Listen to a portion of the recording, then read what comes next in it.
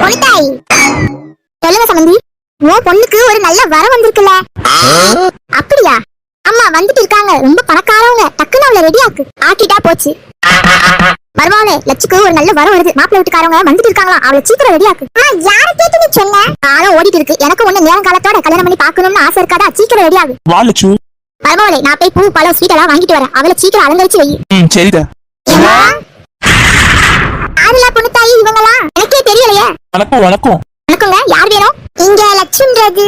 ஆமா, அவ இவன் முவதான். சொல்லுங்க, என்ன செய்தி? நாங்க தான் உங்க பொண்ணு கேட்க வந்திருக்கோம்.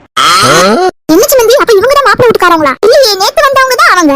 இவங்க யாருன்னு தெரியலையே பொண்ணுத்தாயி. புதுசா இருக்கு, எனக்கு தெரியாதுப்பா. இருந்தாலும் பொண்ணுத்தாயி, வீட்டுக்கு வந்தவங்களே இப்படி நிக்க வச்சு பேசக்கூடாது. யாரா இருந்தாலும் உள்ள கூட்டிட்டு போய் பேசுவோம் வா. சரி வாங்க, உள்ள போய் பேசுவோம்.